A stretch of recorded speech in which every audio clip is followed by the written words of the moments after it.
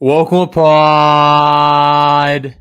And welcome back into another edition of the Chris Mathis podcast, TCM Pod on all social medias. Spencer Mathis here, as always, at L Savage Spence on Twitter. Great content, of course, savage content put out by Spence on a weekly basis on Twitter. And we're talking about a show coming off of the New Year on Monday or Sunday? Yeah, Sunday, New Year's Day. And getting back to work here after having pretty much last week off. As you guys know, I work here at iHeartRadio Tampa Bay. Spence and the family comes down every December to come spend time in Tampa. We always do.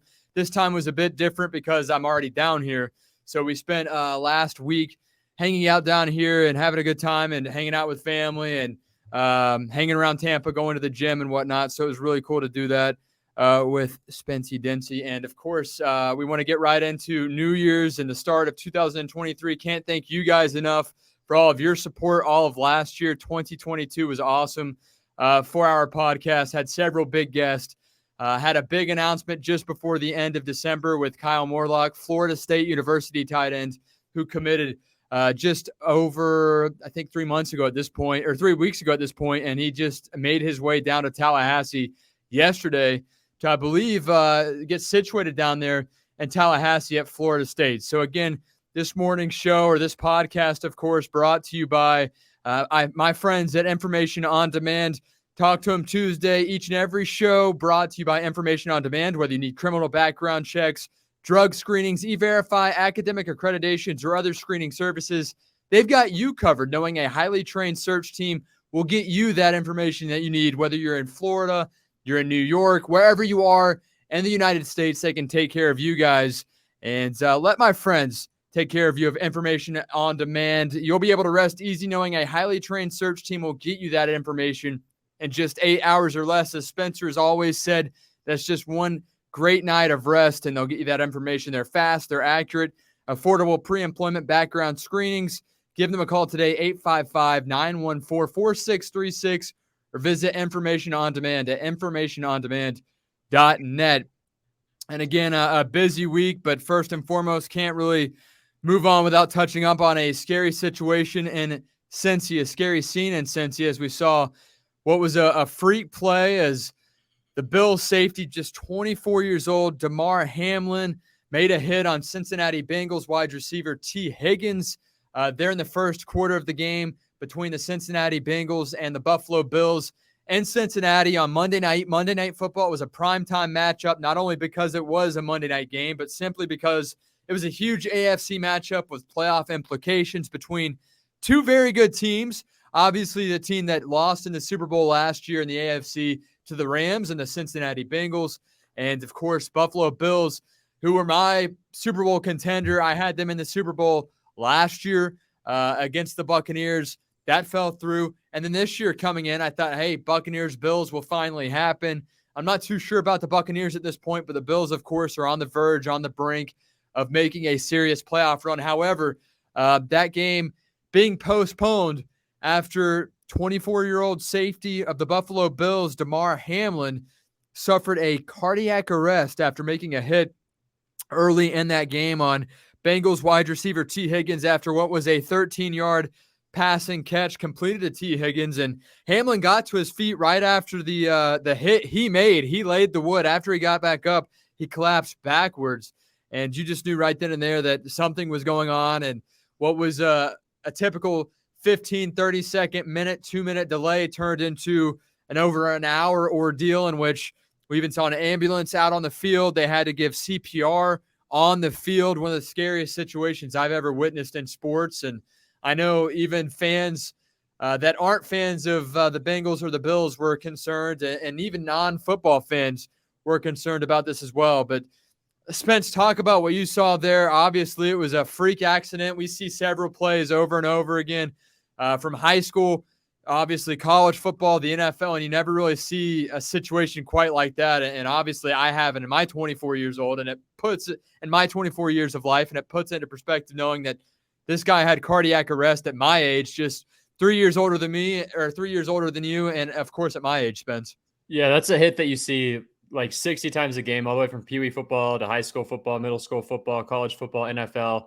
And that's something that you usually see in like baseball. Whenever a baseball is traveling at 100 miles per hour off of a bat, if it hits you in the chest, you do have a chance of going into cardiac arrest, and that's just a given at any moment. But that's usually something that happens in baseball or hockey. I've seen a couple of stories where a kid was playing hockey, a slap shot straight to his chest, and then he just passes out and dies right there on the ice. It's happened a couple of times. So to see that in football was a bit weird because you usually don't see something like that. So it's eye opening, but luckily the guy Hamlin has survived up to this point. I think it's been 2 or 3 days now. It's been 2 full days. So that's good news for the NFL because I'm not sure exactly how they would handle this if Hamlin would have died on the field, because it's happened before in the 1970s. A player, or right in the late 1960s, a player died on the field.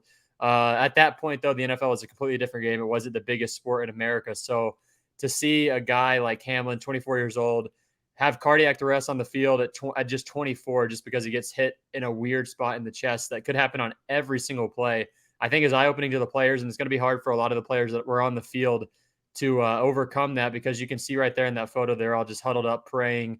The fans are, of course, on both teams supporting Hamlin, hoping he's okay. So I'm not sure how the players that were on the field, especially a guy like T. Higgins, who had the interaction with Hamlin where he ran over Hamlin and Hamlin makes a tackle, but still, to be T. Higgins in that situation and not know if this guy's going to survive for the last 2 or 3 days would not be fun. So I hope Higgins is okay. I hope the Bills and the Bengals are going to be okay coming out of this.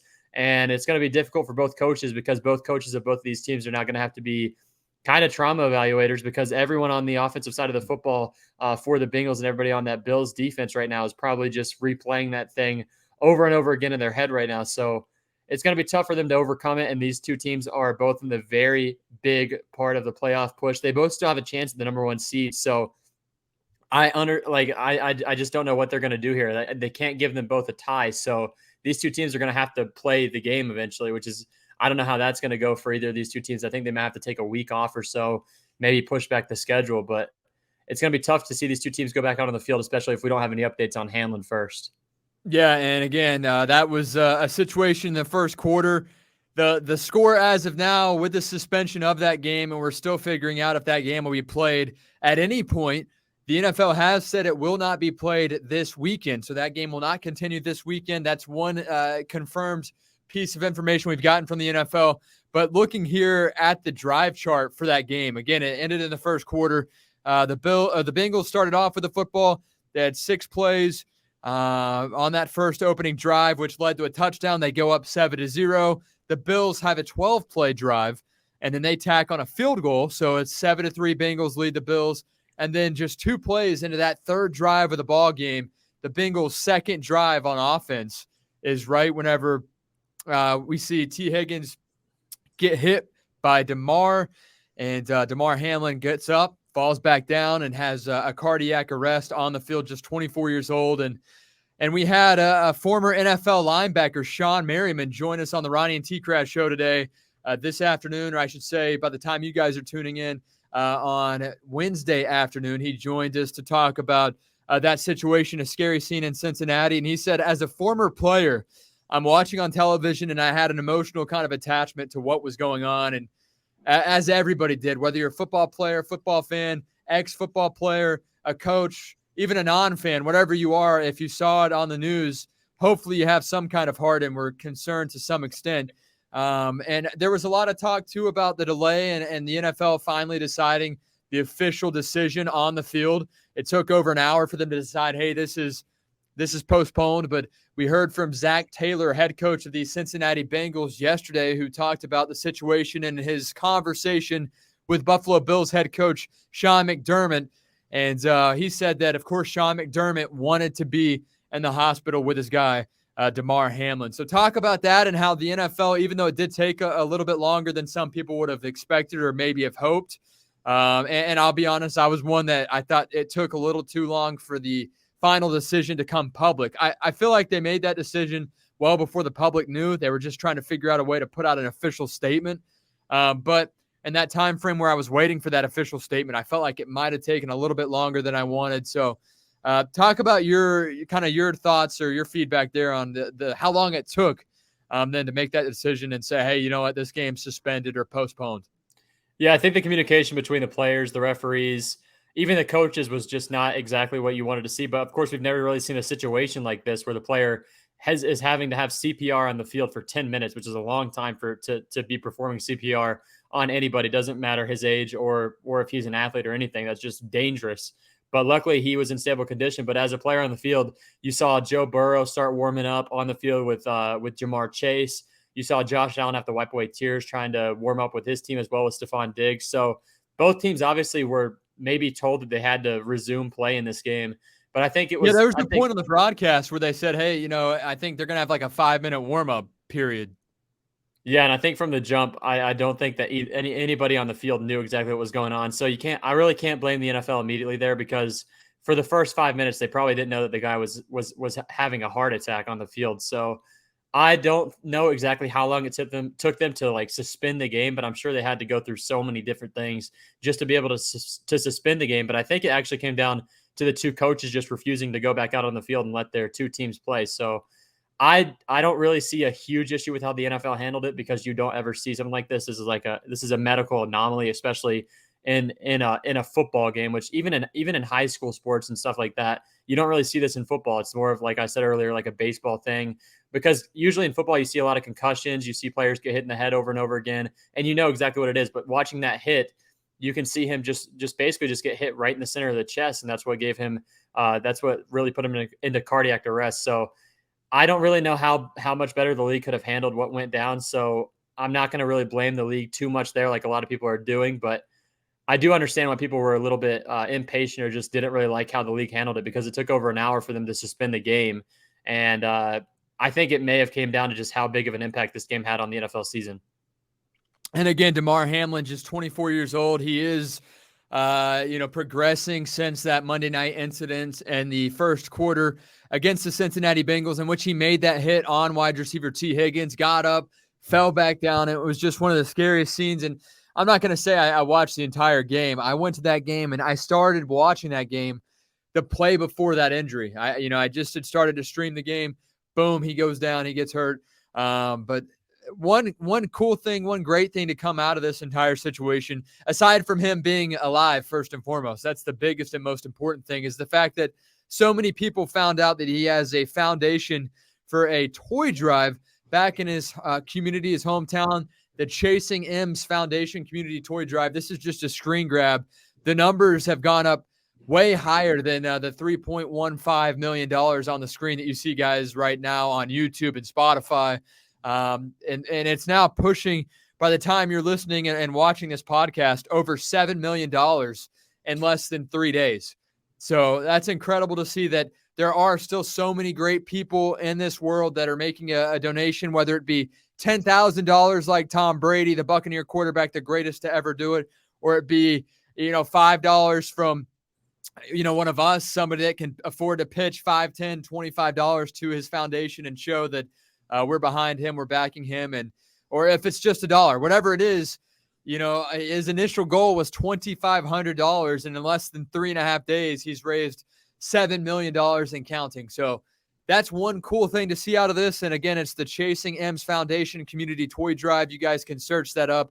It's a GoFundMe link. Go donate, $1, $2, $5, $10, $20, whatever you have will help. And it shows a lot. And I guarantee that when he's able to talk to everybody and make statements, he's going to thank everybody. And it's going to be one of the coolest stories. And this guy, the goal set at $2,500. He was a late draft pick, Spence, just 24 years old, late draft pick by the Buffalo Bills. It wasn't even traditionally a starter, but I believe one of their two safeties, one of their better safeties there in Buffalo, it was injured, and that's why we saw Hamlin step up and get that opportunity. Yeah, he's had a ton of playing time this year because Micah Hyde has been out for most of the season. Also, Jordan Poyer has been out for most of the season. I think one of the two is out for the entire season, pretty quick into this NFL season. And those two guys were the two top-rated safeties last season. So to lose those guys was important. Hamlin played a ton this season, which was really good for him. But this reminds me a lot of the Ryan Shazier situation 4 or 5 years ago with the Steelers, in which as soon as he got hit, he was paralyzed. And everyone saw that I don't think this guy's going to be playing football ever again. A lot of donations went to Ryan Shazier's foundation as well. And with this guy, I don't know if he should even really risk going back out there if this is a possibility. I mean, I know it's a possibility for everybody, but something could have triggered this as he was hitting his chest. And you don't really know, because this could alter someone's brain chemistry. This could alter something inside of them, because he went into cardiac arrest. That's basically dying for 10 minutes. So for Hamlin, I'm not sure exactly if he's going to go back out there, but it's really cool to see that donation is going to hit at least $10 million and probably go up even more and more and more. And it's good to see NFL fans come together for something like that on both sides of the team, because, Cincinnati Bengals fans are donating, of course, Buffalo Bills fans, but then other teams that aren't even connected to these two teams in any way are also supporting Hamlin and just hoping he's okay. So we'll see exactly what happens in the next couple of weeks. I don't think we're going to know like anytime soon. I'm going to say at least a week before we get like an actual update on Hamlin, because all we've seen right now is he's stable but in critical condition. But you see that with everybody who ever gets hurt. It doesn't matter if you're an athlete, doesn't matter if you're an actor, like the guy that plays Hawkeye, Jeremy Renner. He was updated pretty quickly after his accident, but he also went into cardiac arrest in his accident. So they had an update on him. I think we're going to get an update here within the coming days. I don't think it's going to be within the next couple of hours or anything like that. So we'll see what happens with Hamlin. I hope he's going to be okay. Not sure if he's actually going to be able to go back out there, especially not this year. I don't think you can take that and just come back out there yeah. So I think he's out for the rest of the season, which is big for the Buffalo Bills. And we'll see exactly what happens with Hamlin, but just hope that he's okay. Not even from just a physical aspect with not really knowing exactly how to prevent that or if it could be triggered again, but also a mental aspect, because if he does step back out onto the field, he's going to be somewhat worried. There's going to be somewhat of butterflies. And, if I make this hit, could it happen again? And rightfully so. I mean, it's like when you get injured or you touch a hot stove the first time, are you going to do that again? Hopefully not, and that there's always a chance when you're in the kitchen, you're cooking, that you could touch that hot stove. You feel that pain all over again. Now, one cool thing as well to touch up on regarding Damar Hamlin, the number 3 jersey, his jersey has been Fanatics' top seller among all sports since his injury on Monday night. And Fanatics, they're going to donate all of the jersey revenue from Hamlin's jersey sales, over $6 million, to his toy drive. So Fanatics going to pitch in some money. So every dollar from the jerseys sold for Damar Hamlin bought from Fanatics will go towards, those proceeds will go towards his Chasing M's toy drive, which is really cool. So again, scary situation, something that can happen a lot more than it does. Fortunately, it doesn't happen often. And fortunately, hopefully we won't have to see that anytime soon, because it was truly just a scary situation in Cincinnati. Monday Night Football, everybody's watching. And Spence, how do you feel the NFL will handle this? Because there are playoff implications. I know a lot of guys in big-time sports market, Ronnie Lane, T-Kraz, they don't necessarily think this game will get played. They're going to chalk this up as both teams, the Bills and the Bengals, having just played 16 games, which is crazy to think, because there are true playoff implications on the line here regarding these two top-tier AFC teams.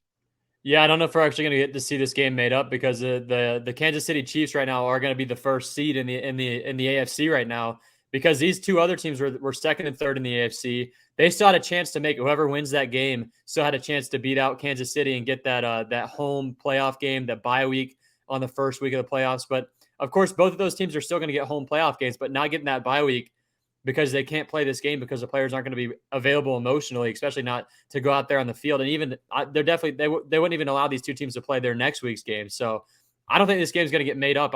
I think that they're going to have to push back the NFL season just 1 week.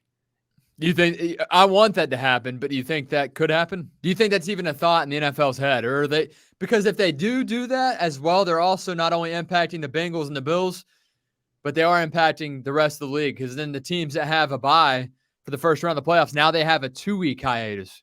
Yeah, I think the rest of the league was already impacted enough, though, whenever the injury happened. You said you had that former linebacker on today. So John Merriman. A lot of former NFL players are reacting the exact same way as him. And I think you could honestly see them suspending games this week. I don't know if we're actually going to see that. We'll see tomorrow if they just push back the Thursday game to a Sunday game or something like that, just to make games I don't know. I don't think that they're going to play a game 3 days after that happens. So it's either they play all the games this week or they just push the games back 1 week, and then we just see the NFL season extended another week. So because I think a lot of these playoff teams that are getting first-round buys are going to be – I know that it sounds bad, but they would not be happy if the season's extended and they don't get that week off now because the season was extended. So we'll see exactly how they handle it. Either way, they're damned if they do, damned if they don't. So we'll see exactly what happens. You're going to see people react to it in a good way. People react to it in a bad way. Yeah, I it's a think the 50 NFL should just take it. split. I think the NFL should just take it exactly how they think they should. I think they should take it slow, and they should keep in mind the players' thoughts, because the Bills and Bengals players are just not going to be emotionally available to play a game anytime soon. Yeah, let's lighten up the mood a little bit. Obviously, we talked about the Chasing M's Toy Drive Foundation and over $7 million raised for Damar Hamlin's foundation, which is amazing since Monday night. You know, a 3.5, 4-day turnaround there. But one thing that every listener can appreciate, especially our guy, Chetley Cox, who tunes in every week to our podcast, big fan of the podcast, reaches out to both of us. I think he's a fan of Tom Brady from what I see on Instagram. Hopefully, I don't know. I think he's a fan of Brady, or he appreciates Brady. But if not, Chetley knows to DM us and let us know, and we can talk about it the next week on our podcast. But the question I have to ask, not only you, Spence, but everybody out there, and they can tweet us at TCM_pod, tweet us individually at L Savage Spence, at the Chris Mathis. Has Father Time officially caught up with Tom Brady? And before last week against Carolina, I think it could have been argued that Father Time has caught up with Tom Brady. However, then you see him on Sunday, big playoff implications on the line in Tampa Bay. The Buccaneers host the Carolina Panthers for the NFC South. Who wins? Whoever wins gets that division. They win the division. They know they're in the playoffs. They lock in a spot. The Buccaneers win 30-24 over the Panthers at home. And on top of that, Tom Brady absolutely lights up the scoreboard, lights up the stat sheet, 34-45. 45 years old, throws 45 times, completes 34 of them, 432 passing yards, 3 passing touchdowns, not a single interception. I saw the 3 touchdowns to Mike Evans live in person. I was at the game, and all 3 touchdowns. I don't know how closely you watched that game, Spence, but it looked like Tom Brady finally had time in the pocket to unload the deep ball. What did you see on Sunday, first and foremost, from Tom Brady, from the Buccaneers? And then we'll talk about the words that we don't want to talk about regarding the GOAT, Father Time, Tom Brady. Yeah, I mean, well, that's just Tom Brady in the playoffs, because that's one of the most important Buccaneers regular season games in history. I think at least top 3 in history for regular season games. That was a playoff game, because if Carolina wins that game, I don't think the Bucs make the playoffs, because the Saints were set to play the Panthers next week. If the Panthers beat the Bucs, the Panthers beat the Saints, which I think they would have. I think it was the Saints the next week. It was definitely NFC South squad if the Bucs were playing the Falcons. So I'm just going to say Saints. But I think if the Panthers would have beat the Buccaneers on Sunday, they're winning the next game, and the Bucs are out of the playoffs, because I don't think that I think that the Falcons would have been a struggle either way. I think if the season is going to be played, the final game of the season is going to be played Sunday, I think the Bucs lose. I just think the Buccaneers lose to the Falcons. In that situation, I think the Buccaneers would have beat the Falcons, but I also think the Panthers would have beat the Saints regardless. So it was a big game for the Bucs. It was a playoff game. Tom Brady played exactly how you would expect Tom Brady to play in the playoffs, like he did in 2020, except for that Packers game, which the Buccaneers should not have won that game back in 2020, where Brady threw 3 interceptions. In Lambeau. We somehow win in Lambeau Field. The defense was insane that day. But I think that was just a great Brady performance. And you saw, like you said, he finally had some time in the pocket. Mike Evans was running his stuff like he normally used to. We don't know. I mean, that connection was obviously, there was something between that connection. There was definitely a rift in that connection throughout the entire season. But a lot of the times you saw Brady look for Mike Evans is on deep throws, because Mike Evans isn't a guy that runs medium routes. He's running out and ins. He's running go routes all game long.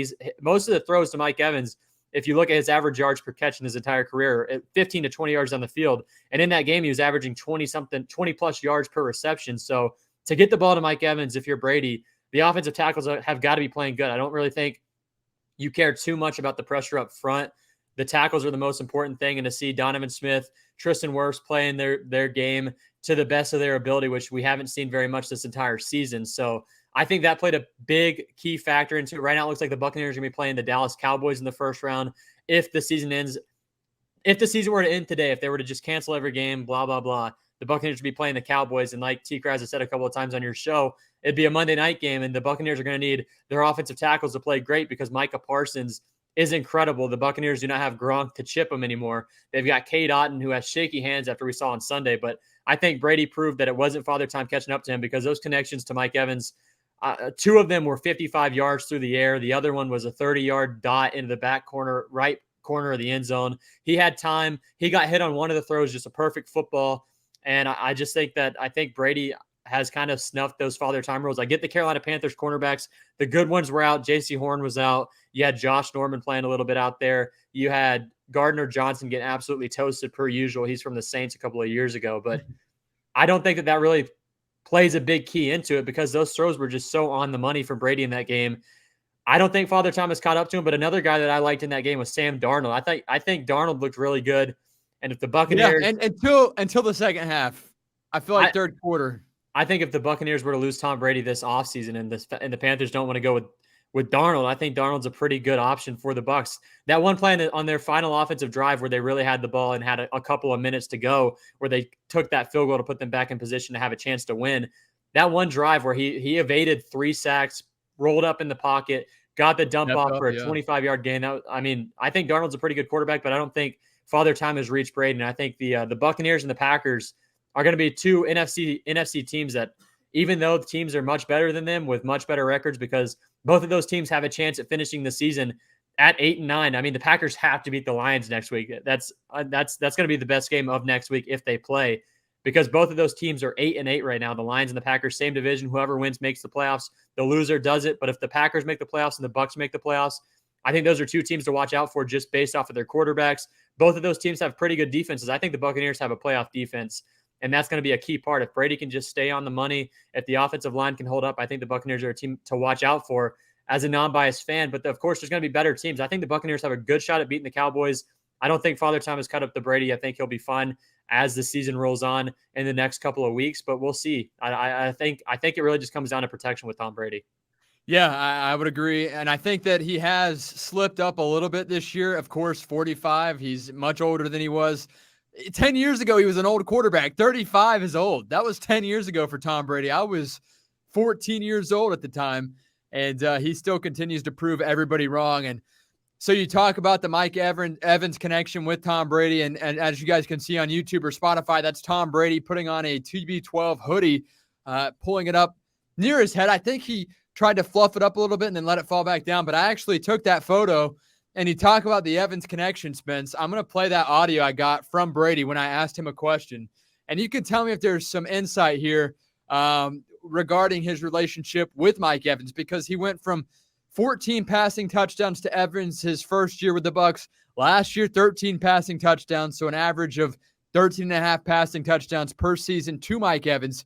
This year, he had 3 coming into that game against Carolina, and then somehow connects with Evans 3 times to make it 6 on the year.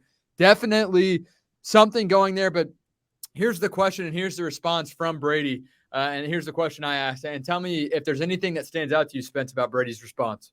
You and Mike Evans had a great game today, as you had over 200 yards passing to Mike Evans, 3 touchdowns to Evans, too. What was clicking for you today? And Mike, as you guys had a great performance in this win. Yeah, Mike played awesome. Like he always does. I love playing out there with him. He's an amazing player. I've missed him too many times this year, so it's nice to connect with him. And hopefully we can keep that going. I think we will. So did anything stand out to you right off the get-go? Because I had somebody reach out and say that something did stand out to them regarding Brady's comments on Evans. Yeah, before the game, I was listening to the Buccaneers broadcast with Gene Deckeroff, and he was talking about before the game in warm-ups, Brady was throwing deep passes 40, 50 yards down the field to his receivers or whatnot, something that he usually doesn't do before the games, but he was specifically throwing it to Mike Evans deep down the field, trying to get that connection, because for the Buccaneers to succeed, that connection has got to be on point. In 2020, it was in that Rams playoff game, Mike Evans torched Jalen Ramsey for 160-plus yards and 2 touchdowns. So that is a key factor for the Buccaneers. And if they can open up the offense like that, I think that's key. But it obviously shows that Brady has been missing Mike Evans, and that's kind of hurt Mike Evans' that credit a lot this year, because you've seen a lot of analysts ask if Mike Evans is kind of losing it, if he's getting old. If he's washed. Yeah, he's up to 1,100 yards this season, just to 6 touchdowns. But that's a lot of receivers. I remember you used to see Julio Jones go for 1,800 yards and 4 touchdowns routinely every single year. So sometimes a quarterback just doesn't want to throw it up in the red zone to their big receivers like they should. But down the stretch, that's going to be important, because that Packers playoff game in 2020, that's what the Buccaneers did. That game against the Eagles in 2021 in the playoffs, the Buccaneers did. Mike Evans is the Buccaneers offense. He's the key factor. It's him and Godwin. The rushing attack is never going to work unless Ryan Jensen somehow goes in there and is absolutely magical, and somehow the guards learn how to push somebody forward. But I think that this helps Mike Evans a lot because a lot of people were asking if he's washed up at the age of 29 or whatever he is. He's not that old, but I mean, I think he may be just 30, but nine consecutive 1,000-yard season for Mike Evans. I don't think he's washed up at all. I just think Brady hasn't really been looking his way, and a lot of times he hasn't been looking his way at all. In that Bengals game, he had 88 receiving yards in the first half. The second half, the Buccaneers blow that 17-0 lead. Mike Evans wasn't targeted one time. The Buccaneers' offensive line was in there the entire game until Tristan Wirfs got hurt at the end. So I think that there was something in that connection where Brady didn't trust Mike Evans or Mike Evans didn't trust Brady. But I think down the stretch, I think that's going to be fine. I think Mike Evans and Brady's connection is going to be okay. Evans at 1,000 yards again. Brady hitting him up for 200 yards and 3 touchdowns is huge. And we'll see exactly how that goes heading into the playoffs because I don't think either of those two guys should play on Sunday if the NFL decides to go through with the games. Yeah, I would agree. And I do think it is interesting to see Tom Brady still dominate when it matters most in the clutch, as we saw in a big game on Sunday against the Carolina Panthers. And I think that he's going to turn it up a notch. He knows that it's crunch time. He knows that this could be his last year as the quarterback in Tampa Bay. This could be his last year in the NFL as well. So Tom Brady really wants to turn it up a notch, and we saw that on Sunday as he dominated against the Carolina Panthers. Now he'll take on the Atlanta Falcons. I don't think Father Time has caught up to Tom Brady, and even if it does start to creep in here or there, he's still better than the average quarterback, and I have no argument there regarding that. I think that if you disagree with that, you don't really understand football, and you probably are a Falcons fan that hates Tom Brady, or you're truly just a fan of the other 30 teams that have never had Tom Brady. And I say 30, not 31, because, of course, he played for the Patriots for so long, now plays for the Buccaneers too. So, and he is royally effed every single team out there. So I think he's undefeated against Dallas in his career. He's 7-0 all-time against Dallas. He's 8-0, I believe, or 9-0 all-time against the Atlanta Falcons. Never once had a losing season, which is why this game against the Falcons on Sunday in Atlanta means a lot to Tom. He wants to play, even though most guys don't agree with that. I know Ronnie and T-Kraz don't want him to play. I think Ronnie wants to play maybe a drive, but a lot of people don't want to see Tom Brady go or Tom Brady play in this game on Sunday against the Atlanta Falcons, in a game that truly has no implications on the NFC. But Spence, we'll get right into this weekend's NFL matchups, starting off with Saturday. No Thursday night football tonight. We do have Saturday matchups between the Kansas City Chiefs and the Las Vegas Raiders in Vegas, 4:30 kickoff. And, of course, the Raiders are 9-point underdogs at home. Yeah, if the Chiefs win that game, they cement the number 1 seed in the AFC. That was my choice going into the season. I think right now Patrick Mahomes is your MVP this year. He's an incredible quarterback. He's a lot like Brady in the prime of his career, in which people really didn't appreciate how good he was. They just expected him to be this great. I think Mahomes is that great, so I've got the Chiefs in that game pretty easily. The spread is 9 points in favor of the Chiefs. I'm gonna take that. I'm gonna take the Raiders in that just based off the spread, not to win the game. But I think they will cover that because Jarrett Stidham last week played really well against the 49ers defense, which is the best defense in the NFL. The Chiefs defense is Swiss cheese, and you're going to see that in the playoffs. It's going to be difficult for them to go super far this year, the Chiefs, because the AFC is absolutely loaded. And you look over at the matchups that Mahomes has had with Joe Burrow and the Cincinnati Bengals. If they end up facing off in the playoffs, Burrow's 3-0 against Patrick Mahomes in his career.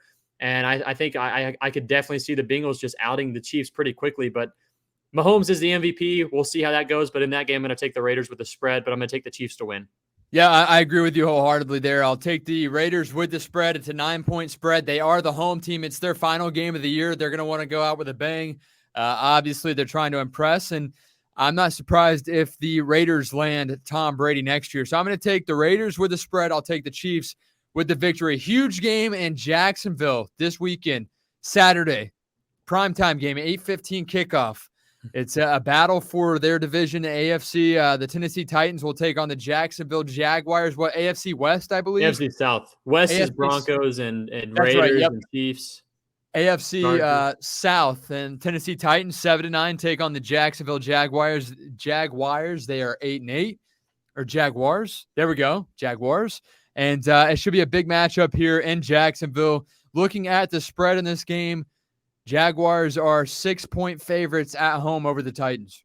Yeah, I'm going to take Duval in that game because I don't think Ryan Tannehill's playing for the rest of the season, and I think Malik Willis, their rookie quarterback they drafted pretty late. He didn't really have insanely high expectations, but you kind of wanted to see a little bit more out of the guy.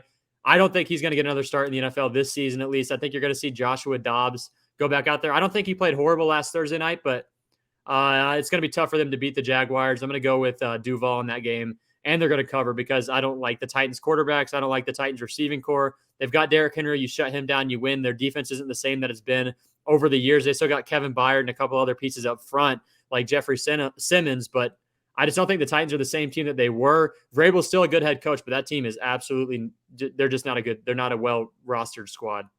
NFC South matchup. We talked about it briefly just a few moments ago. The Atlanta Falcons, who a lot of our listeners – hey, you know what? We'll save that for a little bit. We'll get back to that 1 o'clock game. Houston Texans take on the Indianapolis Colts in Indy.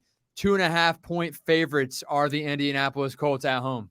Lovie Smith, one of the greatest tank artists of all time. Yeah, I've seen Lovie Smith tank before.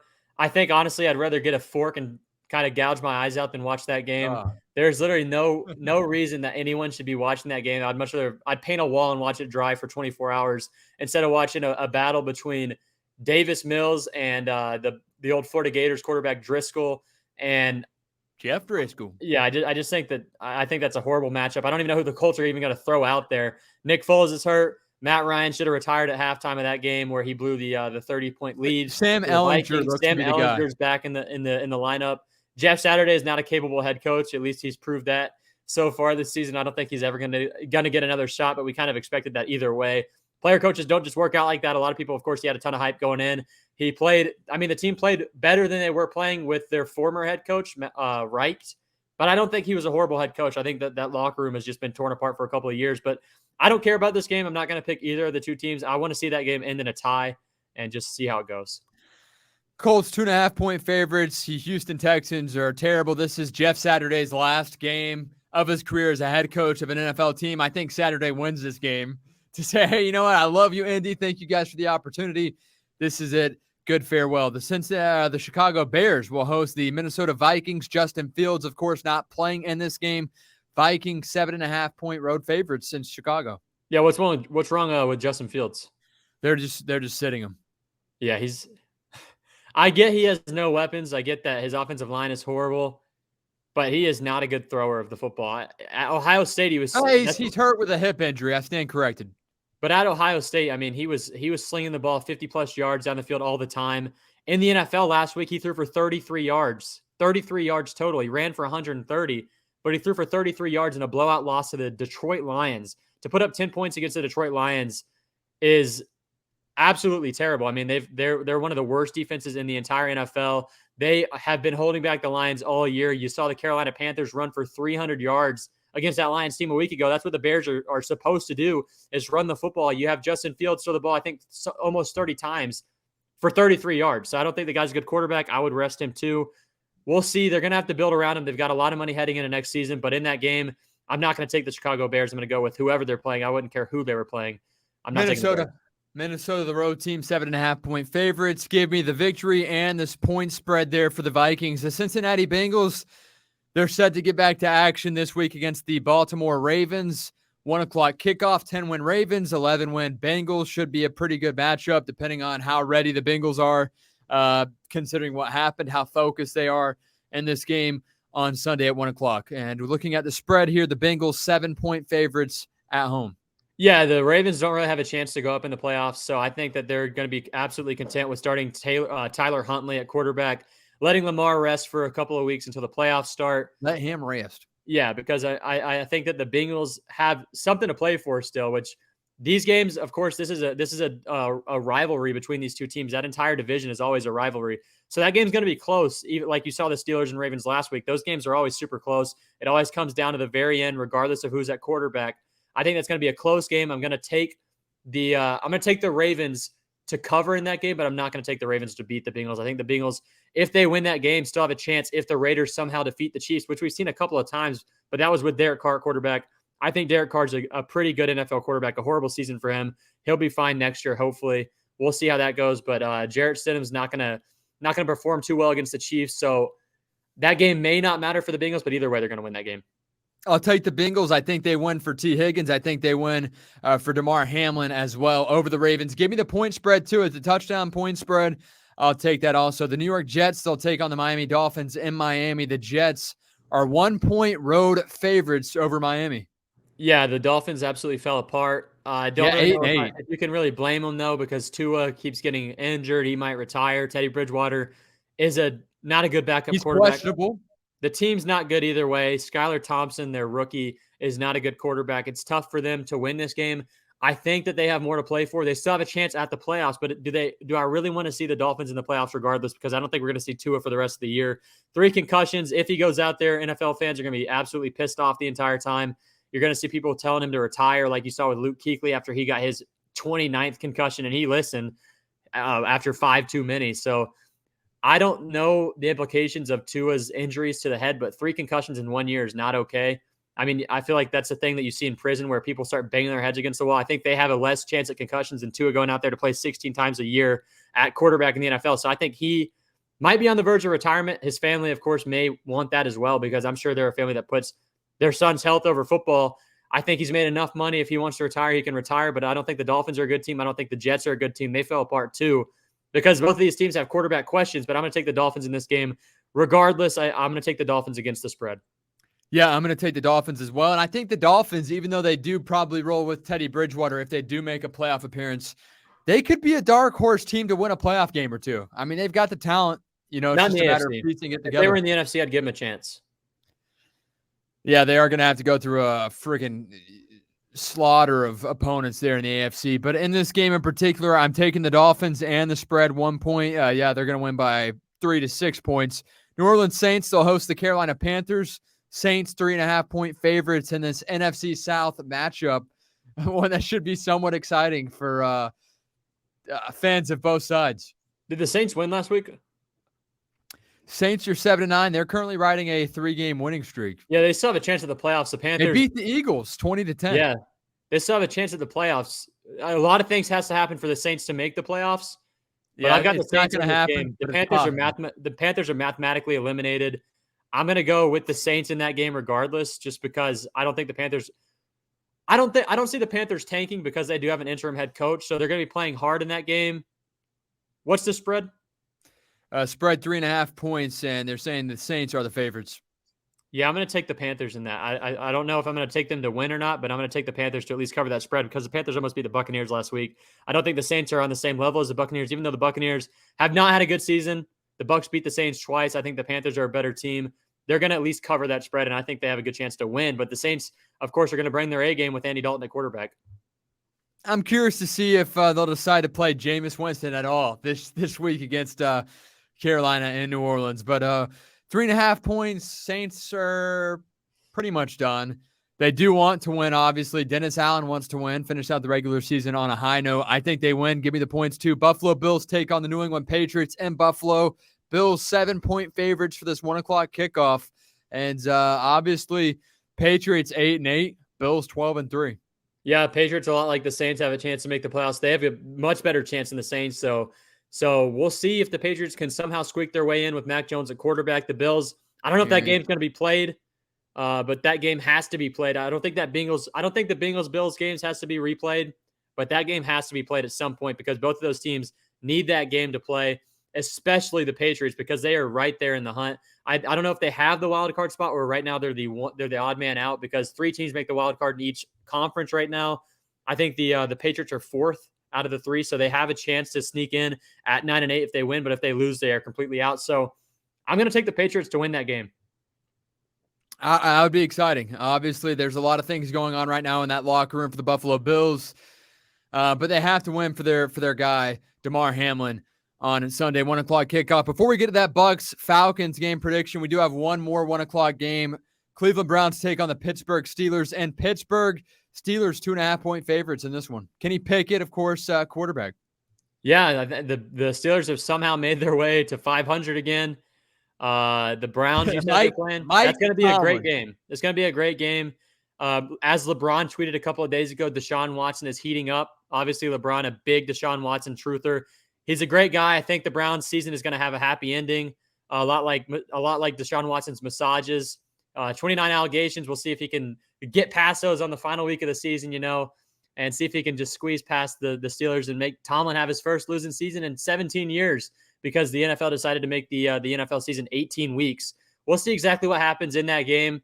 I'm going to take the Steelers because I believe in Mike Tomlin, but I would not be surprised, like I said, to see Deshaun Watson rubbing that lamp, just seeing if he can get something going, maybe a happy ending at the end of that game, maybe a game-winning drive, maybe a game-winning drive that gets called back because of a penalty that Deshaun Watson commits. We'll see exactly what happens in that game, but I think I'm going to take the Steelers in that game. I'll take the Steelers too, simply because the two words I mentioned a few moments ago, Mike Tomlin, is the only answer. All right, Bucs Falcons game is in Atlanta. Bucs probably won't play their starters more than at most a half. At most, I hope it's less than that. I think it should be a quarter. But the Falcons 4-point favorites at home over the NFC South champion Tampa Bay Buccaneers. Yeah, the Bucs are going to have their B squad in. The Falcons are going to have their A squad in, which is a C squad on any other squad. So it's going to be a close game. You say that. I did see an interesting fact. They're a top 5 PFF ranked offense in the league this year, the Atlanta Falcons, grade-wise. They're dependable. They can run the ball. That's why. They've got good blocking. They've got good running backs, but their quarterback play has been horrible. Marcus Mariota, I mean, if they would have kept him at quarterback, they would be in that hunt right now, and they'd be playing a Buccaneers team that has nothing to play for right now because they don't need to win that game. But instead, they decided to go with the rookie quarterback that they didn't have anything staked in, a third-round pick. Not exactly sure why they would dump the quarterback that they had that they were winning with. I mean, Mariota obviously not a perfect quarterback, but they had a chance at the playoffs with Arthur Smith, the head coach, for the first time. Instead, they go with the rookie that they drafted. He takes them out of the playoffs. He hasn't been playing horrible. He hasn't thrown an interception yet this season, but I think he's maybe thrown one touchdown. They squeaked out a victory against the Cardinals last week. They're not a team that's going to tank, though. The Buccaneers don't need to win that game, and honestly, as a Buccaneers fan, the Buccaneers are already in the playoffs. I would much rather lose that game at 8-9 and have Brady be the first quarterback in NFL history, the first team in NFL history to win the Super Bowl with a losing record. I think that's funny. It gives you better draft position depending on where you lose in the playoffs because they've made it either way. The game has no implications. I think you start Blaine Gabbert the first half and maybe throw in Kyle Trask just to see what happens with him. Yeah, Kyle Trask will definitely get some playing time. Todd Bowles spoke about it yesterday regarding Kyle Trask, said that there's a chance not only that Trask dresses for this game on Sunday, but he also said that the former Florida Gator quarterback has great work ethic. He sees him looking out of his window and is always impressed. It was one of the weirdest. Yeah, it's scary though because they hope that he dresses, but the thing that the Buccaneers don't know is that Kyle Trask is a cross dresser. So we're going to see exactly what he's going to be wearing on the field on Sunday. I'm a bit nervous to see Trask out there if he wears the wrong uniform in the game. I don't know if they're going to throw him out there though, because this is a guy, Jason Light, a great general manager for the Buccaneers. But if the Buccaneers drafted another depth player last season before the season started in that draft in that second round, I think the Buccaneers had a chance to go as a repeat squad because they were on the verge of beating the Rams. If they would have had maybe an offensive lineman rotational piece that they could have drafted in the second round, that would help this year as well. Instead, we draft a quarterback that's not ready. We didn't need him either way because we had Brady for at least 2 more years. A horrible draft pick for Jason Light. And if you see him out there on the field and he sucks against the Falcons, not a great defense, not a great team in general. If you see him suck, I think that might hurt Jason Light's feelings. So I don't know if we're actually going to see Kyle Trask, but I would like to. I think Gabbert's a pretty good backup quarterback, probably a top 10 backup quarterback in the NFL. Also a national hero, saving a man who crashed into the water with a helicopter. I mean, one of the first responders, an NFL quarterback. We'll see if that man can go out there and squeak out a Buccaneers game, a Buccaneers win, which I don't want to see either way. So I want the Buccaneers to lose that game. I had an American hero throw me a football at training camp one time. And you dropped it. Yep, but it was cool. It was definitely cool. I'll take the Bucs and the points. Wow. And I've said since day one of this season that the Buccaneers would lose to the Falcons, but I just have this weird gut feeling that Kyle Trask comes in and does something good. All right, down to the final few games. 4:25 kickoffs. Let's run through these. The LA Rams take on the Seattle Seahawks in Seattle. Seahawks 6.5-point favorites. What's Seattle's record? Seattle looking at 8-8 on the year. Rams 5-11. Yeah, I'm going to take the Seahawks in this game because they still have a chance of the playoffs. I want to see a team like them sneak into the playoffs somehow, some way. The Rams have nothing to play for. Honestly, if I'm the Rams, I'm losing this game. I don't really care. Baker Mayfield, he's decent.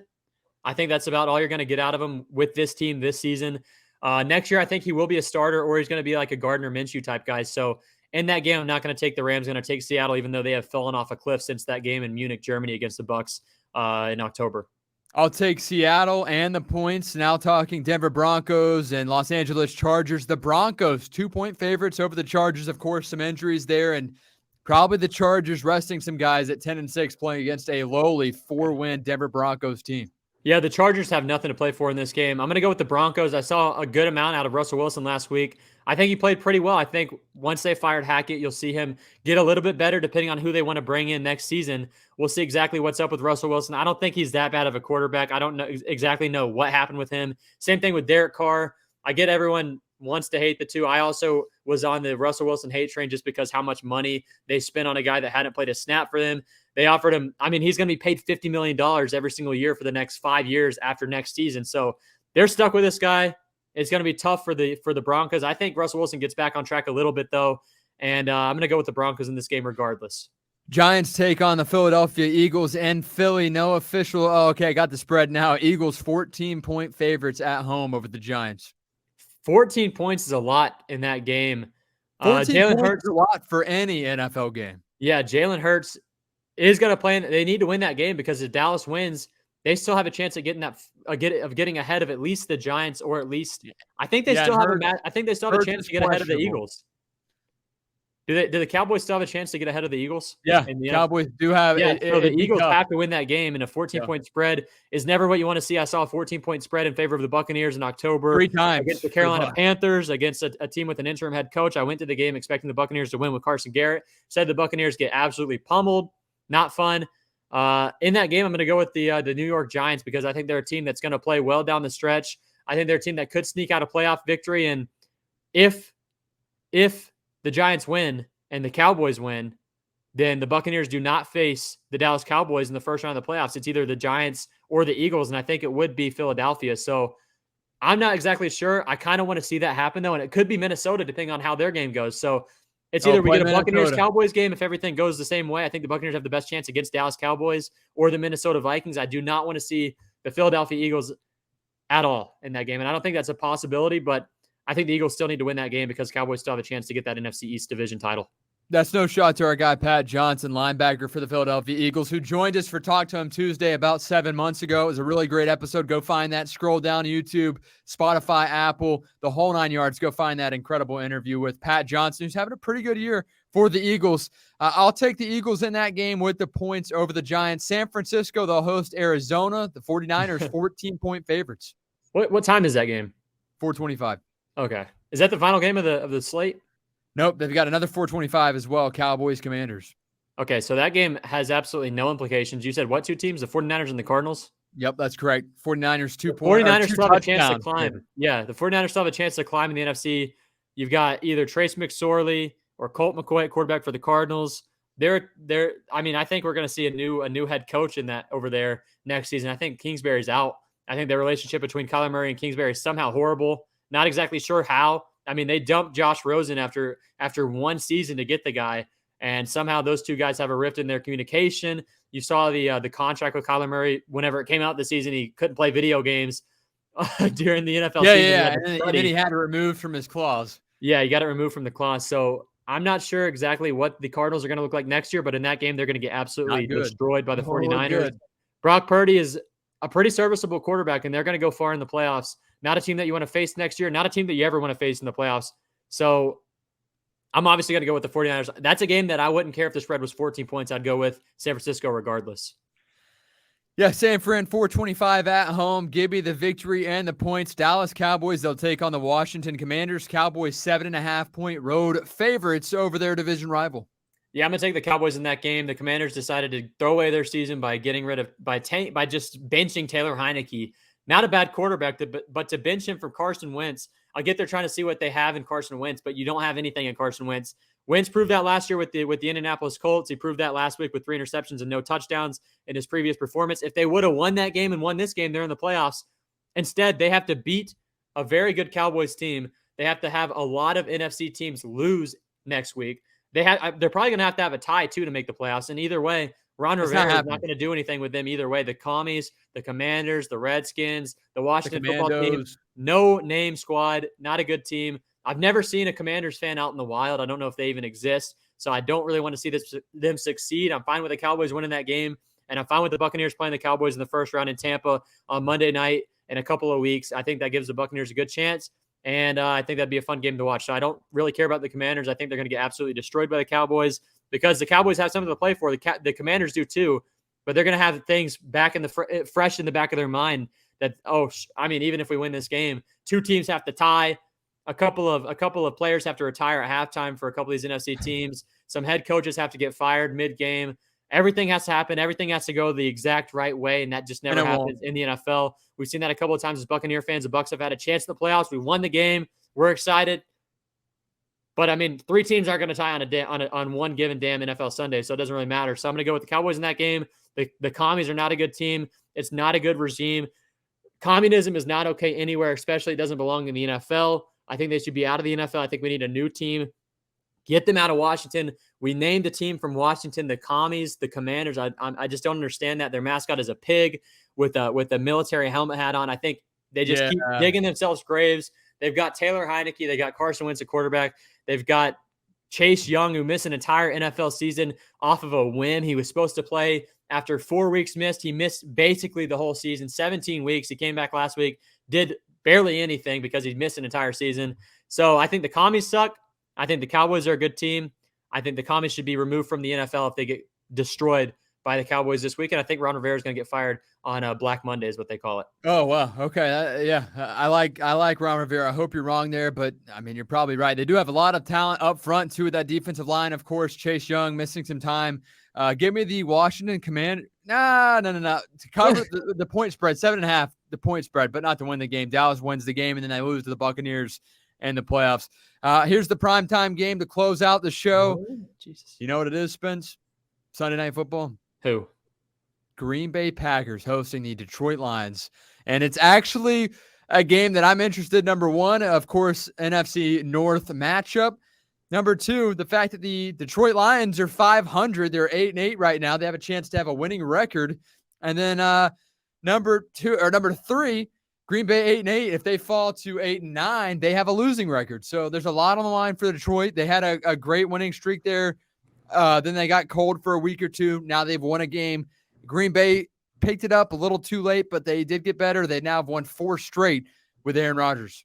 Yeah, both of these teams are clicking because the 2 losses in between that gigantic winning streak for the Detroit Lions was the Bills beating them on a last-second field goal on Thanksgiving Day as the players were getting stuffed with turkey. And then the other loss was 2 weeks ago to the Carolina Panthers, in which Jared Goff threw for 350 yards and 3 touchdowns, and they lose by 14 points because their defense is trash, which is really weird for an MCDC coach team. You'd think that they'd be a tough defense. They can't stop the run. The Green Bay Packers have 2 really good running backs in Aaron Jones and A.J. Dillon. Both of those guys can run all over the place. This game is it in Lambeau Field? Yeah, it's in Green Bay. So the Packers are going to win this game regardless. I love seeing that the Lions in the final week of the season had an absolute chance to make the playoffs. A team that never makes the playoffs. I feel bad for the Lions fans, but they're hitting a Packers team that is absolutely on fire right now. Aaron Rodgers is back to his normal self. He's got a haircut. He's off the ayahuasca. Maybe he's back onto the DMT trying to see what's ahead of him in life. We'll see. That's a scary team to play in the playoffs. I think the Packers make it to the playoffs. I don't really want to see the Lions in the playoffs. I understand that they're a fun team to watch. I think next year is an absolute chance for them to make the playoffs. But this year, I'm going to go with the back-to-back MVP to win that game. And the Packers are going to move. They're at least going to get a win in the playoffs this year. So I'm going to go Packers in that one. I didn't catch what you said, what the spread was, but either way, I'm taking the Packers. I would love to see Green Bay lose this game, but I can't bet against Aaron Rodgers. Home game at Lambeau Field. Detroit Lions, they were hot. They cooled off for a little bit, and Green Bay is a favorite by 4.5 points in this game. I'll take the points, and I'll take the victory for Green Bay to close out our show. And obviously a big-time week for NFL. Week 18, this is the final regular season week for all NFL fans out there. For those fans that are supporting teams that did not make the playoffs, I'm sorry for you. Unfortunately, I cannot relate to you right now. Even though my team did not have a great year, we still found a way to edge and to claw the Falcons and make our way to win the NFC South. So, and for everybody else that has issues with their fantasy football championship and the Bengals and the Bills, hopefully that game will get played, because I would like to see that thing get shaken out exactly how it needs to be, and that's by playing the game with those playoff implications on the line. But great show, Spence, as always. As always, you guys, our listeners, can check us out at TCM_pod on Twitter, Instagram, YouTube, Facebook. Spence, plug your socials. I know your Instagram's different than your Twitter. What's your Instagram again? Search up me, look through the 55 accounts on Instagram or Twitter. Follow the right one and you will see the content. I don't recommend you following me if you are above the age of 24. You may find myself offensive. Only on Twitter. I don't really tweet offensive things. I just say curse words, which apparently is not okay in our day and age. It's sickening to me, okay? I'm going to go on a spill here. I don't think cuss words are that bad. I think that we are being held back by the boomer generation right now. I think curse words are eventually going to be going to be accepted more in the world. I think that as time goes on, as the wheel moves, I think I'm going to be able to say whatever I want on the radio or whatever I want on TV eventually. I think we're about 10 years away from that, but I think I'm going to be a pioneer in that. Okay. I think I'm going to be one of the ones to kind of set the standard over there and just say whatever I want on the radio. Of course, nothing bad. Just throw in a couple of cuss words every once in a while to lighten the mood. You know, I don't mean it in spiteful ways if you're reading it. I'm not saying if I say the F word in a tweet, I'm not yelling it. Okay. I'm just saying it like, come the F on, guys. You know, I'm just giving them a little bit of a boost of motivation. I'm hoping the players see it. I know they won't, but if they do, I know they're going to say, Spencer Mathis is disappointed in me, guys. We got to play better. I think that's actually a speech. I don't know if you got to interview Tom Brady a couple of weeks ago after that comeback win against the New Orleans Saints. But at halftime, I was hate tweeting Tom Brady, and you saw him on those final two drives just put it together. I think he had read those tweets on the sideline, maybe at halftime, gave the team a speech. We saw exactly what happened there because I just think that I'm just such a reputable person on Twitter. I think Tom Brady was willing to look past the curse words. I know he doesn't cuss a lot either, but I think he's looking at the youth today. I'm classifying myself as a youth because I don't know if I'm a Gen Z. I don't think I'm a Gen Z. I think I'm the one right before that. Maybe, I am a Gen Z, 2000 on. You're a boomer. I don't know exactly what you are. You're a millennial, I think. So I just think that this Gen Z generation is really going to turn things around. I think the millennials are trying to catch on to what the Gen Zers are seeing. I think eventually you're going to get there as well. You're going to not be by the mark, by the books. I think I'm going to rub off on you a little bit. I think radio is going to open up. I think we're going to see a lot more of the Pat McAfee style. I mean, I think T-Kraz, the guy that you work with, is almost there. I feel like he'll never break. He'll never break. He's almost there. I feel like he's on the border. I think he's a good happy medium. He's there without actually doing it. You know, yeah, he's a happy medium between the two. And that shows you don't have to cuss in order to get your point across. Yeah, but I think that cussing really does help you get your point across. So if you do follow my social media, just expect that, okay, guys? If you're looking at me and you're seeing my tweets, you're seeing what I'm retweeting, look past it, okay? Because I don't mean it with hateful intent. I hope you guys have a Merry New Year. I hope you guys have a great second week of 2023. And remember, if you started your New Year's resolutions and you've already failed them, it doesn't start until next Monday. So you had a full week of doing whatever. You're bulling around, you're drinking, you're eating cookies still in the Christmas mindset. No, it's fine. You'll be fine, okay? The real New Year starts on January 9th. Thank you.